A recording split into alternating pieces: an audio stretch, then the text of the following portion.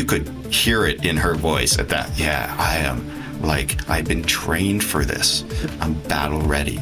I've got the scars. I've got my team beside me, and I've already got my plan. Let's go do it. Yeah, it's just waiting for us. Let's go take the hill. Hi. So you're curious about founders and startups. Me too. I'm Leah, host of The Founder Mindset, a former journalist, now storyteller in the startup space. I want to understand why entrepreneurs build companies, because it seems nuts to me. Now, these episodes were originally released in Q2 of 2023. We're re-releasing them now with bonus material, The Investor Perspective, reaction from James Lochrie, our managing partner. You can learn more about him and his $500 million company in his own episode, also part of this re-release series. Fun, right? So let's get to it and find out, why would they do this?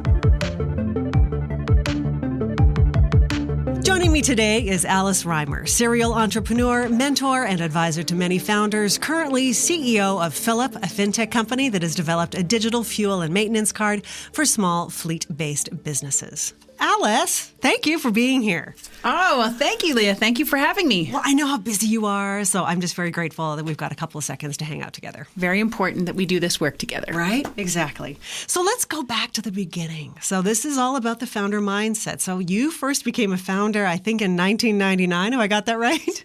Yes, 1999. You have it right. How did that come about? Yeah, I'm actually an accidental entrepreneur. What does that mean? Yeah, so I did not set out to be an entrepreneur. In fact, we started our first business, as you mentioned, in 1999. And, I actually thought I would work in big organization, probably in banking, maybe investment banking, was doing, my first level CFA. And then we started Evoco, our very first company, and the rest is history. No kidding. So what did you like from it right from the beginning? What did I like about entrepreneurship right from the beginning? Yeah. Yeah, it's interesting. I think that, for me, being an accidental entrepreneur, and I do say that, I don't know that I would ever have set myself up, 20 years ago to be an entrepreneur. But what I think what I came to enjoy was creating opportunities, right? And creating opportunities for businesses and for teammates and for the industries and the markets that we served. I think that's what I really enjoy about entrepreneurship. Cool. When you and I were talking before, you had said, too, that you wouldn't necessarily advise just jumping into being a founder. Yeah, no. I would never advise that. Really? Why? Yeah, I think, I love being an entrepreneur. And I think that, entrepreneurship is incredibly important. I think small business development is incredibly important to local, regional, provincial economies. Small businesses employ, I think there's something like 53% of all Canadians or whatever the number is.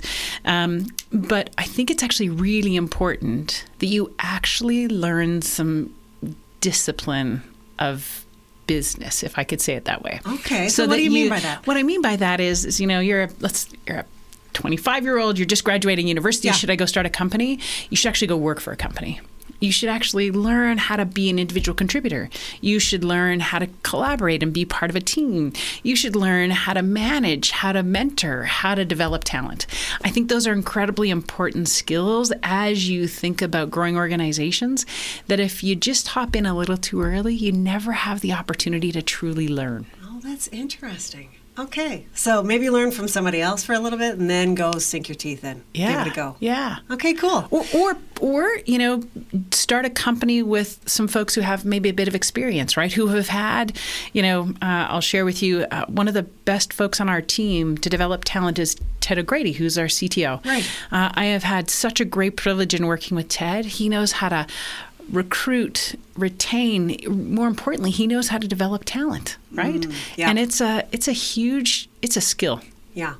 And you said this too when we talked earlier, that being a founder, it's not a solo sport. Like, it's a team effort. Like, you can't do it by yourself. You cannot do this by yourself. You cannot do this by yourself.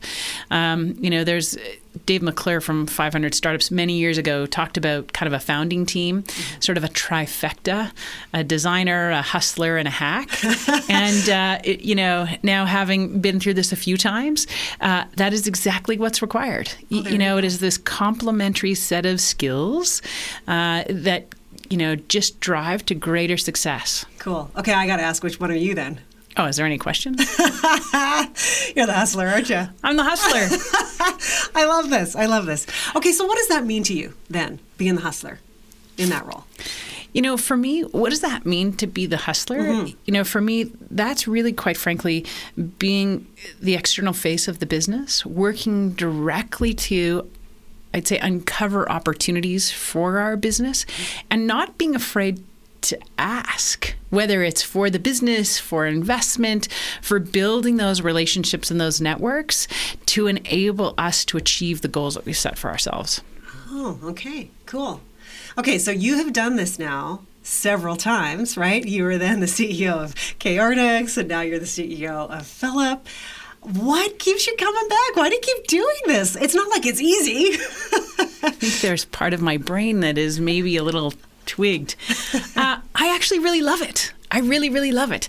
What I love is, first and foremost, I love being part of building. So when I sort of think about my career, starting our first company, joining Shelley at Chaotix to help her sort of move her business forward, building and helping launch Creative Destruction Lab at the University of Calgary. Yeah. For me, it's about identifying an opportunity, building a team, and I would say learning and exploiting opportunities that are there in the market.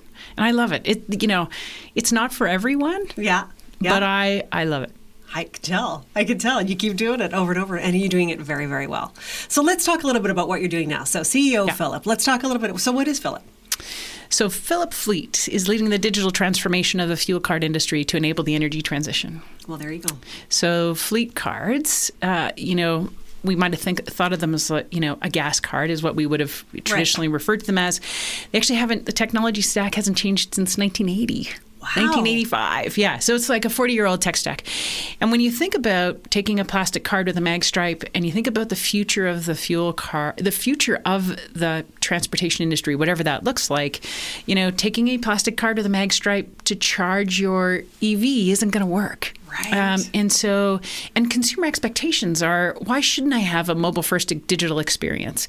When I'm driving my work truck, for example, or I'm doing deliveries on behalf of my owner.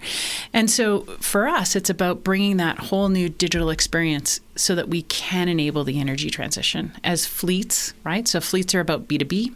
Right. As fleets move from traditional internal combustion engines to EV engines.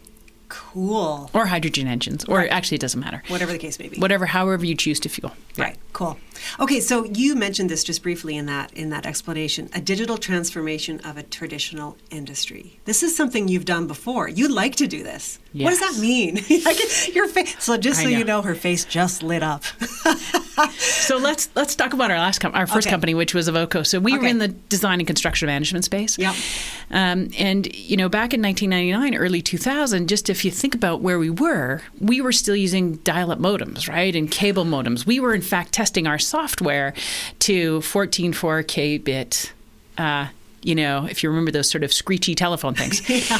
And so what we didn't recognize at the time, being fairly young, is that we were, with our partner, we were in fact changing an industry. So our first enterprise customer happened to be Walmart. And Walmart doesn't do anything, of course, as you know, that doesn't save money. Right. It doesn't have a stated return on investment. And there was nobody who could move the commercial construction market like Walmart did. Sure. And so now I take hindsight is a beautiful thing. I look back and we actually changed an industry with them. We literally helped them move from paper to digital. And we did that simply by cutting out printing and distribution. That's where we started. Walmart used to print every single set of documents, and literally pallets of documents would go out on a weekly basis to their contractors and subcontractors. Pallets of paper. That's crazy. And so imagine the savings in terms of not only the printing and distribution, but now even I think about it from, an ESG lens. Mm-hmm. Huge, right? Huge. Okay, and here you are doing it again. Here we are doing it again. And you're doing it againg with Fillip. Yeah. Wow, that's so cool. But now I'm smarter. Okay, right? Now I actually understand what I'm doing. Because you're not 20-something, right? Exactly. Yeah. You've been around the block a few times. Yeah. Okay, I'm not that old. But I've been around the block a few times. We're the same age, just okay. Okay, so tell me though, with this company in particular, it's going very well very quickly. Do you think that is because of experience? Like, so I'm saying this because, like, look at, you've won some really big awards. Okay, you just closed your raise, and you raised, can I say this? Am I allowed to say this? Yeah. $5 million in less than 6 months, we could say? I mean, in a crazy market. So this is unprecedented, we could say, or it's highly unusual. Okay. Well, let's actually talk about a few things. Okay. First and foremost, from where we started to where we are now, it has not been a straight line. Right. Right. Like, let's not forget, Fillip really, got started. Brian and Ted and I really started working in this space in sort of late 18, early 19. More on a consumer, business to consumer type opportunity. Right. Recognizing through, having a couple of early market implementations, having a couple of pivots. And it was really sort of January of 2021 where it was like, okay, we either have to figure this out or we had to go get jobs, right? Like, one of those two things has to happen. Whoa. And so we got really very focused in terms of what it was that the market opportunity was, and could we do this, and what would we do? And so, by March 2021, we had identified that this was really where the opportunity was. We had identified who our partners were going to be to bring our tech stack to market. We actually added our first customer for fleet fueling by November. Very quickly. And then from there, adding to our team, bringing in additional sort of executive leadership and talent has helped us really start to, accelerate. Mm-hmm. So yes, we're definitely seeing some early market signals of acceptance and growth, but it's not a straight line, right? Like, this is not our first organization was like a 13-year overnight success. This is not like a 6-month sort of win, right? And there has been a lot of hard learnings and lessons, and quite frankly, there's been invested capital, and now this is about how we take that next level of growth. Ooh, that's exciting. Okay, so you touched on this, and this is what I like to get into in this podcast. How hard is it when, say, for example, it's January 2021 and you're thinking, okay, this is do or die time? Yeah. What does that feel like? Yeah, it's a do or die time. It's like, it's actually, in some ways, I would describe it as a bit calming, right? Because, at the end of the day, when you are an early stage founder, and lots of folks don't recognize this, the backpack is incredibly heavy. Right? You may have brought in friends and family capital. You may have brought in some of your community capital. And the backpack and the obligation that you feel as a founder is incredible. Like, it's big, right? But at the same time, it's also courageous to say, we either have to figure this out or we have to make a different decision. Because too often, founders will hold on too long. Right. And then you're sort of, you've spent many, many years invested in something that may not have or drive the outcome that you're hoping for, right? And, Fillip, like, man, oh man, we have a massive opportunity that we are working to exploit, but there's always risks along this highway that we're on, right? Right. And so, I would just say to that is that it's actually, in some ways, it's quite calming to know when you're going to make a decision. We are going to make a decision March 2021, whether we're go, no go. And if we're no go, then we've got some hard conversations to have with folks who invested and believed in what we were going to achieve. But it's the right decision. It's the right decision for us, and it's the right decision for them. Right. So what you described there with the heavy backpack and it's not easy, like, this sounds terrifying to me. Like, I know you said this isn't for everybody, but this is what I'm exploring in this podcast. Like, I have no idea how you could possibly carry that backpack even in the first place. Explain that to me. Okay, well, first and foremost, everybody wants to be a startup CEO until they're actually a startup CEO. Okay. And then they recognize how heavy the backpack really is, right? But what I would say is that I don't ever carry the backpack on my own.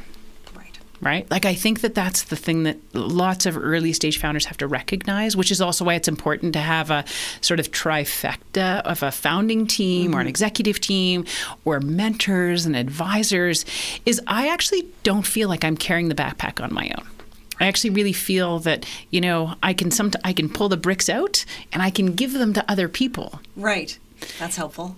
Hugely helpful, right? Yeah. But recognizing that there is still a backpack. Absolutely.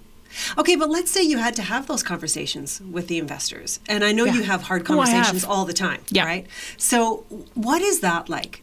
I mean, how do you face some of these investors that were maybe skeptical in the first place, or just really aren't sure if you're the one that's actually going to be able to pull this off? Yeah. What's it like to sit in that room with those folks? Yeah, I don't sit there very long. Yeah, fair enough. Okay, but let's talk about it from realistic. So, at the end of the day, you talk about my raise, right? Yeah. I had a lot of conversations. Right. Like probably north of 100 conversations. But I started back in like August timeframe, starting to say, hey, we're going to be raising. Here's what we're going to be doing. Here's the traction that we've had. Here's the market that we serve. Does this fit your investment thesis? James Lochrie, of course, he and I were on a panel the other day. When he did one of his raises, he said, Alice got off lucky. She only had 100. I had 200 conversations, right? And so I think you just, as an early stage founder, you have to recognize, quite frankly, that, the investment, you're asking folks to invest in your vision, in the promise that you're bringing to the market with their hard-earned capital. And it shouldn't be easy, right? They should not just part with their dollars without, truly believing and investing in what it is that you're describing that opportunity is, because they've had to work hard, whether it's an investment fund like a VC fund and they've had to raise capital, or they're a friends and family or early stage investor. So it should be work, right? It should be work. It's what we as early stage founders have to figure out is who are the right partners for us. Yeah. Because not every dollar is the same. Right. And you shouldn't ever just take dollars for dollars' sakes. You need to find the right partners that believe in your vision, that understand what you're trying to achieve, and who will be there as the road gets bumpy and turny. Because it does. Because it does. It almost does every time, doesn't it? That's just there's what this no straight like. line. Yeah. That's just what this looks like. Okay, so how do you keep going after you've had 100 conversations and 75 of them are like, no thanks? Oh, I just deeply believe. I absolutely, unequivocally, deeply believe in what we are doing. Wow. And that just keeps you going. And I love it. Yeah, well, clearly. And I love it. And her face just lit up again. Yeah. And I love it. What I love is I know I see the opportunity we're creating. Mm-hmm. I talk to our customers. So one of the things that we do is we have 24/7 support. I'm on the call list. So if it rings through and a couple of folks haven't got it, or perhaps it's Saturday evening, it comes to me. Wow. I love it. I love it. Because I get to talk to our customers and our clients firsthand. I get to hear, what are they learning? How are they experiencing our product? I ask questions about their business. How did you find Fillip? How's your experience been so far? What can we do better? What are the things that you as a small business owner are struggling with every day that we might be able to help you with at some point in the future? I just had a call the other day. Man, oh man, I really appreciate our customer success team, really appreciate our customer success team, where they were, trying to get onboarded and we're not, I would say, digitally native, mm-hmm. right? In terms of that wasn't their first sort of digital first experience. But you know what? What a great call. Yeah. What a great call. We got them both onboarded. They've done their first fill. It's awesome. It is awesome. It is awesome. So is that a thing where it's you are building up a level of confidence about what you're building because you are talking to your customers all the time, and that gives you that confidence to say, listen, I know what I'm doing. So, yeah. And you had said to me before, you just got to not pay attention to the noise. Don't pay attention to the noise. You just have to believe unequivocally in what you're doing. When we started our first business, everybody's like, Microsoft and Autodesk, and they're all going to do that. And I'm like, okay, we were just young, naive, too dumb to fail, right? Now I just truly see the opportunity, mm-hmm. and I just this is a massive opportunity that is not being served by traditional cards and traditional industry today, and it's up to us. Wow, that's exciting. Very exciting. Okay, let's transition. You mentioned briefly CDL, Creative Destruction Lab Rockies. Clearly, you're so passionate about this entrepreneurship thing. Tell me why you wanted to be a part of CDL Rockies and lead this out of the gate. I love CDL, and I really miss it. So we can talk about that. So when I first got involved in CDL, the dean of the business school was like, hey, we want to bring this program to the University of Calgary. We want you to come and run it. And I said, oh, Jim, difficult to manage, don't want a job. He's like, you're perfect. So anyways, I had a great privilege of launching the lab with Dr. Michael Robinson and in 2017. And what's unique about CDL that I've come to really appreciate is, the whole thesis there is that in Canada, we spend a tremendous amount of capital in invention. Right? So we invest in post-secondary institutions. We invent technology. On Canadian context, what we're really poor at is what they call innovation. It's taking those inventions and it's converting that, right? It's realizing the economic, the financial, the potential of that invention, which is quite frankly innovation. Right. And, sort of Dr. Jay Agarwal, who founded the lab, had a working thesis. And he said, look, in Canada, we spend lots of money on basic research, right? Yep. Silicon Valley does not have the market cornered in hustle, and capital will find good ideas. So why are we not in Canada recognizing and realizing all of the investment that we have put into basic research? Yeah.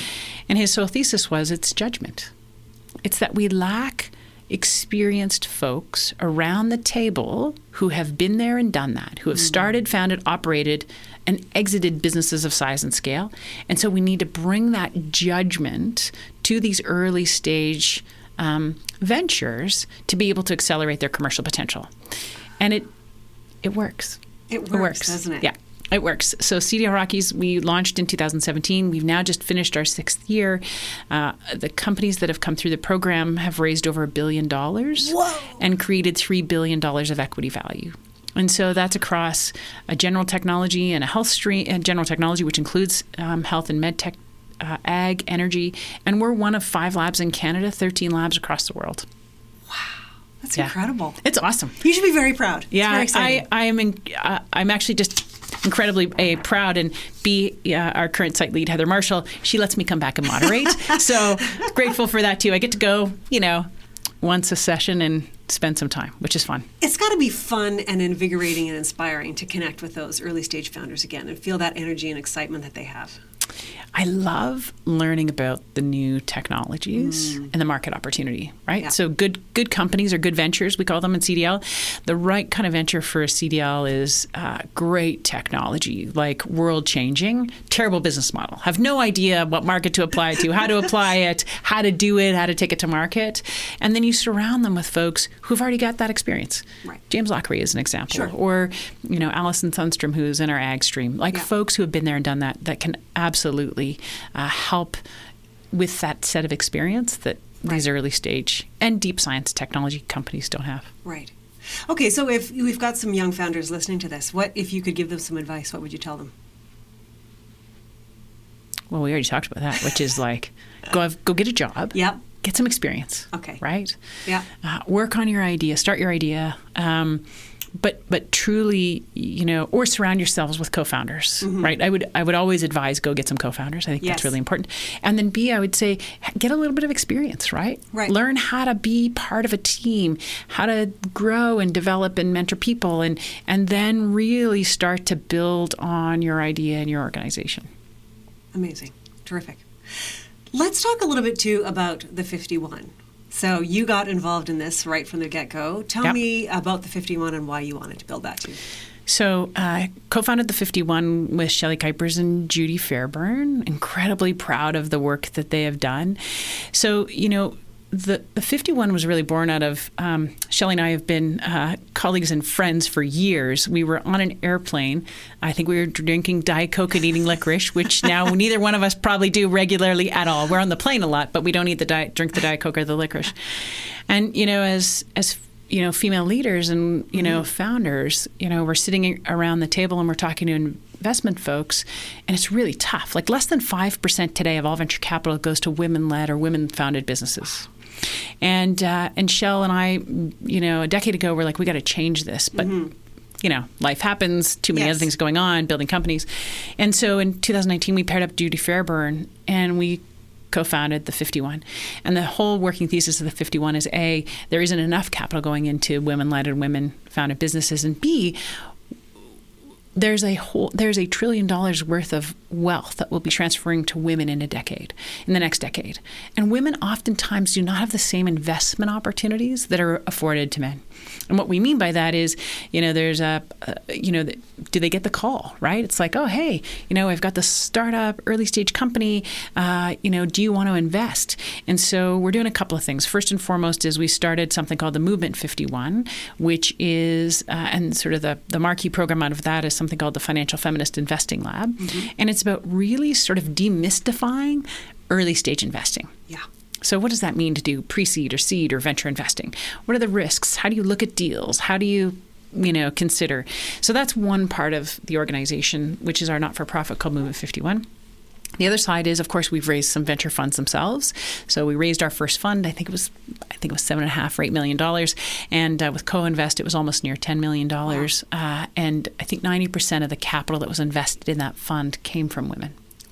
Then we announced our ag food fund, and Alison Sundstrom came to join us as a general partner in that fund, and I'm delighted and incredibly proud of the organization. They just closed their second close, which was $30 million, and they're on their way to over $51 million. This is unbelievable. All women and diverse led organizations. And then, of course, we've raised our second fund of our general fund of the 51, which will be another $7.5 or $10 million as well. Wow. That is incredible. That is life-changing. Yeah, it's awesome. It's awesome. And I get the privilege of being a cheerleader and helping on the side and, getting to support the great work that the team is doing at the 51 and then get to build my own. So something that just occurs to me as you're telling me this incredible story is that, a lot of people, like you say, have these great ideas, but they don't follow through with it. They don't actually build the thing. Yeah. So what's going on in your mind that allows you to build the thing? I'm missing, there's something wrong. No, I'm just kidding. Look, there's lots of ideas out there, yeah, right? Of course. This is about execution. Mm-hmm. Yeah. And so, if you want to go down this road, it's truly about execution. Right. Cool. I would imagine that going along with execution is being resilient. And you and I have talked about the word resilient, and you were like, resilient's a good word, but you tend to like the word flourish even better. Yeah, we were talking about that because, resiliency means that you just keep getting battered, right? You got to put up this armor. Yeah. And it's really, resiliency is about how you block out the noise and keep, you just continue to, you've adapt, right? And overcome. Right. So that you can continue to flourish. And so I think that's the part, it's sort of thinking about resiliency a little bit different. You need resiliency, right? How do you, when you look at the world today and you talk about, everybody's talking about there's no capital and how do you do that? And you just have to keep going, right? You have to block out the noise. You have to stay focused on the outcome that you're delivering to. And there is resiliency in that. Of course. Right? Of course. But it's learning to sort of take that in, adapt, and use that as sort of the way to flourish. Amazing.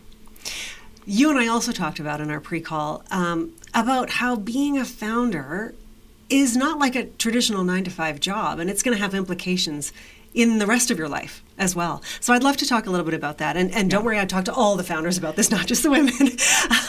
But how does being a founder affect your personal life? What does it look like? Yeah, I don't even know if I could have a 9-to-5 job.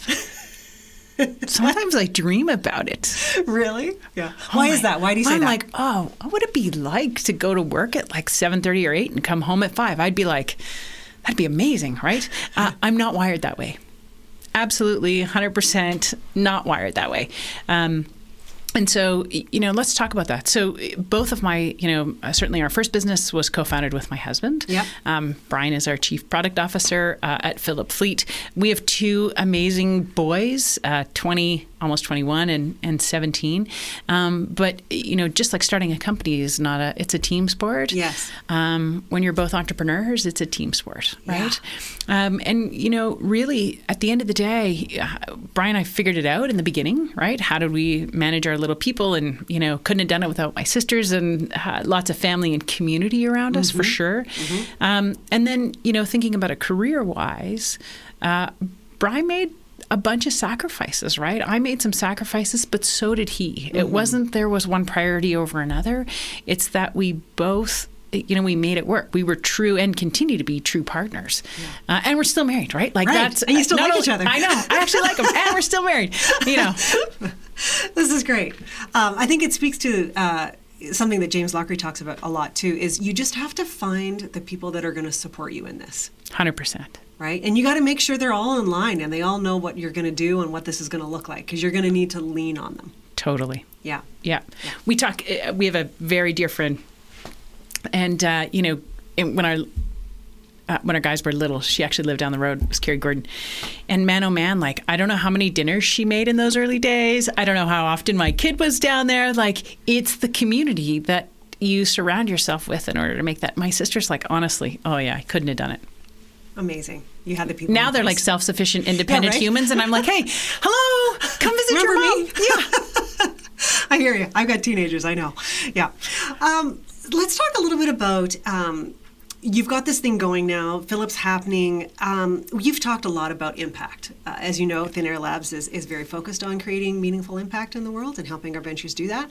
When you think of creating impact in the world, what does that mean to you personally? I'd like to explore. And then also with Fillip. Okay, so for me, impact is making, look, I spend a lot of my spare time and have spent a lot of my spare time, and as a result, obviously, of some of the work that I did around CDL about how important it is for us as a city and in a province and a country, where innovation fits in that agenda, right? And how to be able to, in particular, let's use Calgary, to make sure that we're diversifying to include energy. Right? Energy is one of many sectors within our community, and how technology and innovation can continue to support that agenda. And so being able to look at some of those things and the way that we're sort of shaping our community has been really important. The other thing that's important to me is spending time in mentorship, in particular with, early stage founders and women. Right? Where, it's one of the things that I would say sort of fills up my cup, right? Is investing, my time where I can and where appropriate to help, other folks along their journey. From a Fillip perspective, look, this is going to be a multi-decade transition, and we're going to be part of it, and we're going to be the reason, particularly on the B2B fleet side, that it happens. Wow. It's exciting. I like it when you talk like that. I'm like, I'll give her the money. Yeah. I'll make it happen. I also want to, but let's also talk about impact on Fillip. Sure. So the other thing that, we're investing in from a Fillip perspective, so well-diversified organization, but we're also investing in creating a team that is, I would, in our customer success area, I would consider to be non-traditional. So, we have individuals on our team who are, I would say, in their second career, who are now contributing to a digital-first economy. So, for example, we have folks, Liz on our team, she ran a dental practice for 30 years, right? And now she is on our customer success team. She helps on the sales side and the conversions. We have other folks who have come back into the workforce after, having some time away. We've got someone joining our team who is a retired firefighter, right? Cool. And so it's about creating an organization that, there is a tremendous workforce out there that is available to organizations like Fillip, if you can think a little bit differently about it, right? And, and we're willing to think a little bit differently about it. Clearly. I love this because, as you know, I've done the same thing, right? Yeah. Like I'm all new to technology and innovation. That's why I'm continually amazed by what you guys do and really need to understand this. So this is great. Yeah. That's wonderful that you're doing that. And I think there's a bit of a blocker there for people. Like they're like, oh, well, that's tech. That's not me. I don't understand that. I don't get it. And you're saying doesn't need to be that way. Doesn't need to be that way. Yeah. Doesn't need to be that way. And there's programs to help make that happen, right? Yeah. So you think about, the work that's happening over at 321 Growth Academy and On-Ramp, right? Beautiful. Or Evolve You. Yes. And so I think it's just, for folks who are looking to maybe transition into the tech world, it's sort of thinking about, where do you fit? How do you fit? And exploring programs like that could enable that transition. Right. It's exciting. It just makes you think what could be possible. Yeah. Right? When you activate that. Yeah, totally. Exciting. Okay, let's talk a little bit about the opportunity in Alberta. We've talked about this before. You're incredibly bullish on the opportunity in Alberta right now. Why is that? Oh my God, have you seen the numbers? Like there's so much happening here. Yes. We just have so much potential. You could go through and look at all the stats, highest educated workforce, lots of immigration into Alberta, the tech sector continues to grow. We're like the third most livable city in the world. I think the only reason we're not number one is because you can't do anything about minus 40. All of those are opportunities, right? And we're also seeing support sort of at the municipal and the provincial and the federal level to continue to invest in tech and innovation, right? You look at things like Alberta Enterprise, the continued investment in venture capital funds that will support and grow technology companies here. You look at the work we did with the Opportunity Calgary Investment Fund, which was both investing in, programs and accelerators across the province, as well as VC funds to be able to spur on that innovation. So incredibly bullish about the investments that are going in order to actually realize our potential as a city and a province. There is actually no better place to do this than here. And I would suggest that it has to do with this sort of entrepreneurial mindset, this founder mindset, if you will. Yeah. Because, the province was sort of built on this idea, well, we're just going to do this thing and see what happens. Yes. I mean, there is the entrepreneurial mindset, right? Yeah. There is a tremendous amount of wealth in this province, too. Yes, of course. And there's also, some, I would call it unique competitive advantages that we have that other jurisdictions don't. And what I mean by that is, so we have two research-intensive universities. Yes. You think about what we're doing at U Calgary with the Innovation District and Innovate Calgary and the Hunter Hub for Entrepreneurial Thinking and the investment that's going in at basic research, right? You look at what's happening up at the University of Alberta, for example, and then Amy, where again they've gotten topped up, and they're one of the top artificial intelligence, machine learning research institutes in the world. Yeah. And so, then you look at some of the other things that we have that I think are unique competitive advantages, and we just have to continue to invest to exploit those advantages for the benefit of our citizens. Right. And we will. We're on the way. Yeah. We're doing it right now. Well, and look at what Thin Air Labs is doing, right? Yeah, we're doing our best to help, right? Right. Yeah, absolutely. Okay, so as we wrap this up, let's think about a couple of things. What do you want listeners to understand about being a founder? What I want listeners to understand, and by the way, I do not want to dissuade anybody from being an entrepreneur. And by saying, go get a bit of experience, right? Yeah. I'm not saying that has to be 20 years of experience, but just go get a bit of experience, right? Because entrepreneurship is it is the one form of economic development, right? It is one key form of economic development, and we need to continue to invest in that. I think what I want founders and entrepreneurs to sort of think about is that this is a team sport. Yeah. And you need to surround yourself with mentors, with advisors, with co-founders, with community to help you do this, right? Because it's very lonely if you're on your own. And it's harder. And it's hard enough. So just do this other stuff and it'll be a little bit easier. There you go. All right. And if you think of Fillip now and where you're going, how does the story go for Fillip? Yeah, I think, how does the story go for Fillip? The story goes for Fillip where, we realize the vision of being the leader in the space. And we are, right? Yeah. We are not just, today we're, more of a traditional fuel card, but, whether it's ICE or EV or hydrogen, we are the recognized leader for fleet cards in the world. We're going to start in North America, though. Yeah. And you're going to disrupt an entire industry all over again. Yeah, we are. Amazing. Alice, thank you so much for this. Yeah, thanks. That was fun. Right?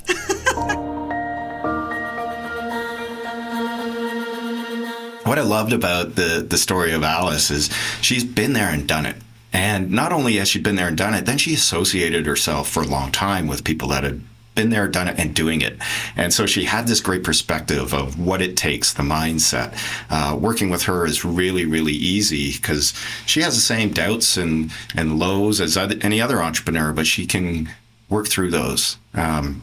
with support sometimes on her own. And that experience is really, really compelling as an investor and a supporter of what she's doing. The thing that I found really interesting, and maybe challenged some of my thinking, is she recommended people go and get a job and learn how to work first. Right. Yeah. Right off the top. Yeah, I remember that. And I was like, oh, that's interesting. I think there's this aspect of naivety for earlier or younger entrepreneurs who haven't gotten all of those things that allow them to challenge themselves to do the improbable or impossible, as some people may view it. And but there's a lot of validity in what she brings to that. Mm-hmm. Where I landed with that was, you're probably more advantaged if you have those personal skill sets going into a startup.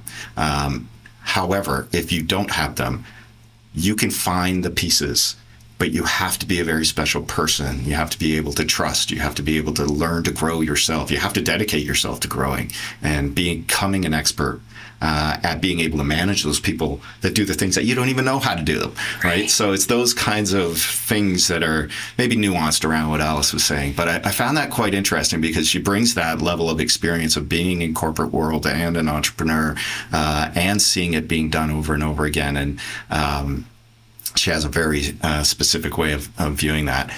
Those skills are helpful, but Jesus, I mean, I didn't. I don't know if I had them all when I did it, but I was even more mature when I started way up. Totally. Kirk and I had gone through the ringer before. We made a ton of mistakes, but but you figured it out. We all I think figured that's it what out. you're, that's what you're referring to, is that ability to figure it out. Yeah, I guess that's it. Yeah. It's being humble enough to know that you have to. You're not good enough sometimes, right? And that's okay. Bring in an expert to be better than you are. Yeah, and that's okay, to build your team and support network around you. Yeah, for sure.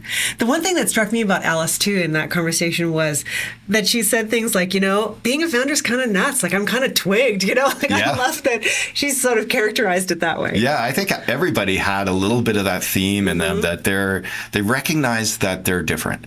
They recognize that they didn't fit into the status quo of working in corporate worlds. They didn't see the value in it or weren't fulfilled by it, and so they have that understanding that something just is a little bit different than the world, so than the general population of the world that tends to go and do a 9 to 5. That aspect of recognizing it and then taking action to kind of create a different persona, I think is very empowering for entrepreneurs to understand that it is different. My journey is going to be different, that people are going to view me differently. But it's not a difference from the standpoint of superior. It's viewed as a standpoint of, I'm kind of crazy. I'm going to take on shit that nobody else is going to even think is a wise choice, and I'm going to do it. And that's a very, very difficult place to be sometimes as an entrepreneur. It's lonely when those types of things happen. Yeah. I remember Alice saying that too. She says it can be really lonely when you're the only one holding the vision, right? Yes. And I think, but she spoke to that saying, that's why it's so important to find some people that will share your vision. Exactly. Yeah. Exactly. And, I think to put a bow on this being crazy, she had this one thing she said where when everything is going nuts, it's do or die time, everything's on the line, it's incredibly calming. Yes. It just gets you narrowly focused on a very, very short set of outcomes that are very important for the survival of the company, and you either do it or you don't. And that level of focus and precision that you have to have in your execution at that stage of a company, it's very rare that you get that opportunity in life anywhere else where everything is on the line. And at that level of, people would call it stress or motivation or whatever it might be, however you might process it, that level of the backpack that she called it that you carry, but being focused that tightly is such a special, special place to be as somebody who wants to achieve something, because it just creates this pinpoint accuracy. You go from being a shotgun to a rifle, and you accelerate so quickly. I love that part. And the way that she described it is just so calming. It is, because you are fully in control of where you're going, right? And you've made the decisions, and it's okay. And I've got my team, and we're going into battle now, so to speak. So it's that's that emotion that you carry into it. And you could hear it in her voice at that. Yeah, I am like, I've been trained for this. I'm battle ready. I've got the scars. I've got my team beside me, and I've already got my plan. Let's go do it. Yeah, it's just waiting for us. Let's go take the hill. Yeah. Oh, that just gave me shivers. Yeah, I know. It's fun. Like, I get shivers. This is why I do this kind of thing, right? It's to be involved in this type of journey with people that are experiencing these things. And, quite frankly, I don't have to do all the hard things that they're doing. I've already done that. You've already done it. I've already done that. And it's fun to kind of sit on the sidelines and watch people do it and get that enjoyment from it at the same time. Yeah. No kidding. She brought up that aspect, hustler, designer, and hack, to get a real thing going, and accurately described herself as the hustler. I think she's nailed it in that regard. You have to have those components that allow a company to be great at product, to be able to figure things out, and then to be able to accomplish anything you set your mind to.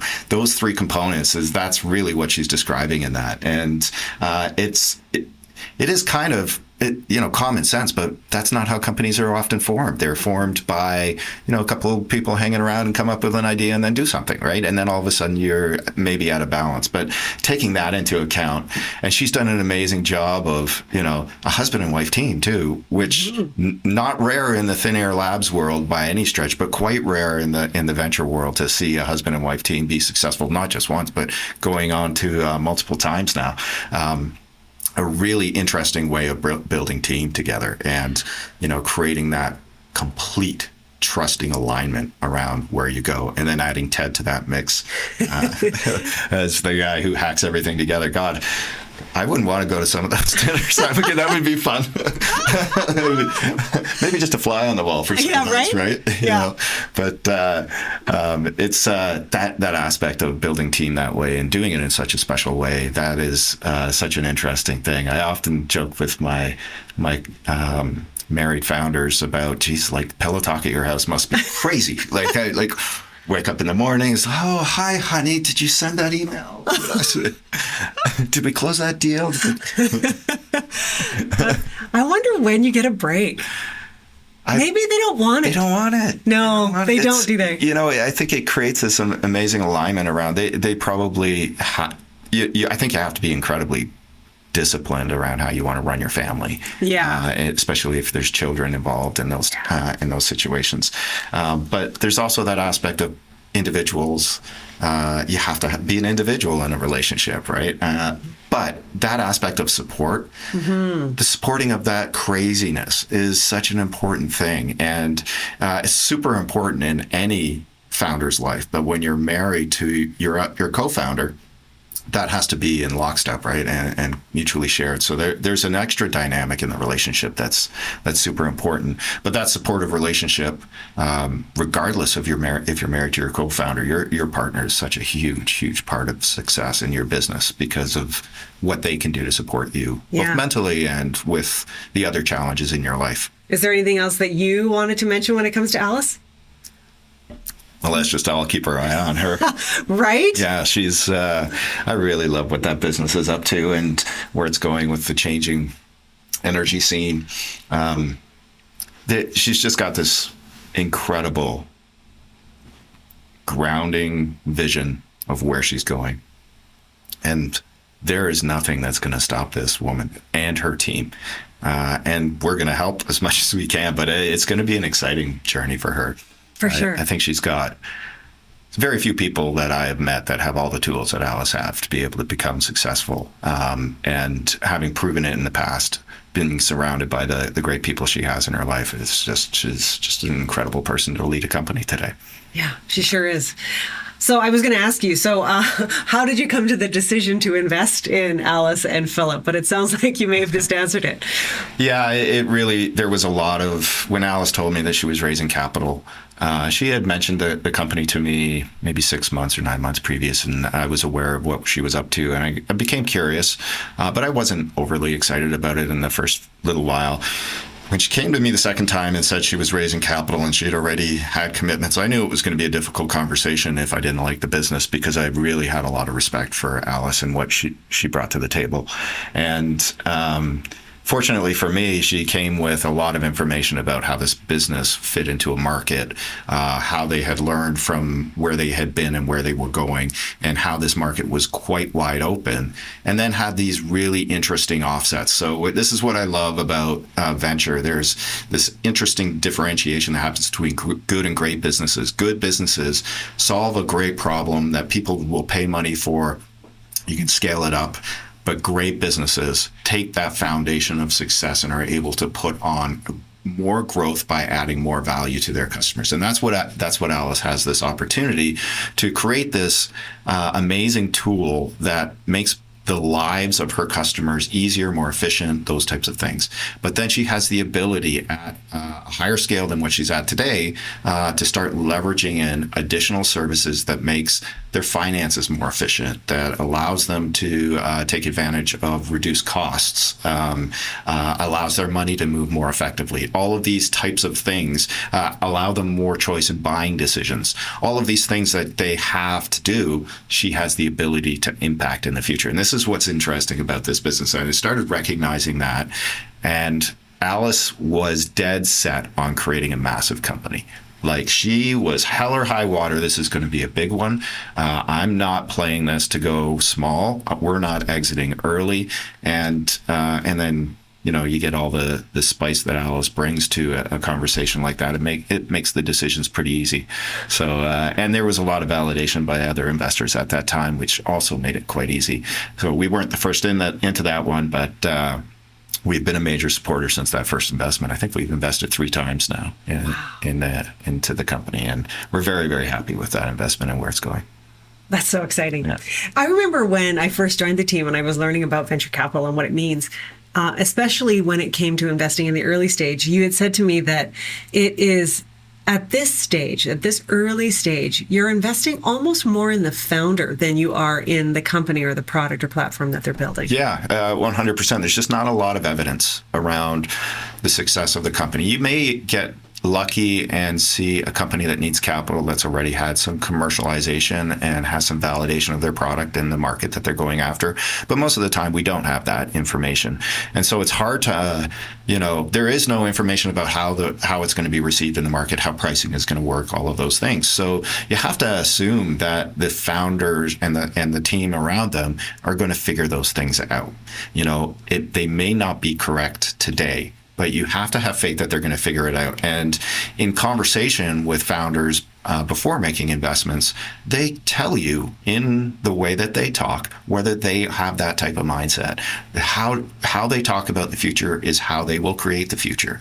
And how they talk about the vision that they want is exactly where they're going to take you. And they're just going to have to figure out how to tweak things in operations to be able to get there. And you have to have that belief. And luckily at Thin Air Labs, we have a lot of operational experience with entrepreneurs and have seen a lot of different things. And we have developed this way of understanding how entrepreneurs talk to us. And that's really how we make decisions. It's really not those. There are times when we're looking at spreadsheets and those types of things because that evidence is apparent. But it really comes down to most of the things on the spreadsheet aren't going to work out. Are you going to be able to fix it when it doesn't? And that's the determination that we can make early on by just talking to people relationally, not going through pitch decks and that stuff. Like all of the things that Alice talks about, she talked about her business, but she talked about how she ran her life. Like, there's aspects of how people do things in their lives that they just tell you about. And how they do one thing is how they do everything. So it's quite easy to kind of determine what kind of person they're going to be when they're in that situation, because they've done it before. And if you ask them, they'll tell you, right? So that's how we get through that. It is all about the people. Because the business, as long as you can figure out that it's a big market, they've got the right product, it's a big problem that really needs to be solved, not incrementally, but it needs a step change in innovation, and you can see pathways to distribution and success and exit, then it all comes down to the person, right? Is that the person that's going to be able to lead us through this? Is it the team around them or the co-founding team around them that have the skill set to be able to move themselves forward? Or do they have the ability to learn? Do they have the humility to be able to go through the process of evolving through their business, potentially hiring somebody above them, to take some of their responsibilities, all those things. That's how you can't, and all of that information, entrepreneurs love to talk about their business, how they act, what they've done. All that information is available to you if you want to listen to it. I think the only other thing that I had was this aspect that she's an accidental entrepreneur. She kind of fell into it. Yeah. And didn't know she wanted to do it. And that's quite a predominant theme that we've seen in these podcasts. And I think that's true of a lot of entrepreneurs. It's not a chosen path. Sometimes entrepreneurs come from breeding, right? It's bred into them from to the day they're born because they see their parents doing it. But most of them don't. And it takes that opportunity. And there's a couple of inflection points that probably happen in people's lives. They get involved in something accidentally, and then somebody encourages them and opens that door and points them in a direction that they didn't know existed. And that's what happened to me as a young person. And I see that throughout the other things. And it's interesting. I didn't know that that's how Alice got into it, but not surprising that she just quickly adapted into that. These are strong people, right? It's a lot of self-determination that comes out of these people, a lot of autonomy that they're searching for, a lot of purpose and fulfillment that they're searching for. And that accidental kind of falling into it, it's really, I think, is just the choices you make along the way led you in that direction, and then the door opened. The right person at the right time opened that door for you.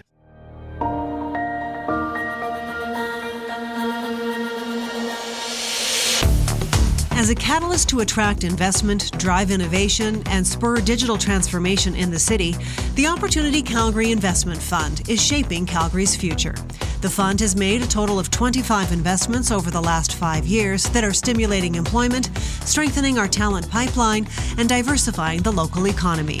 After all, there's a reason opportunity is in its name. Discover how OSIF is helping build Calgary as a global innovation destination at opportunitycalgary.com.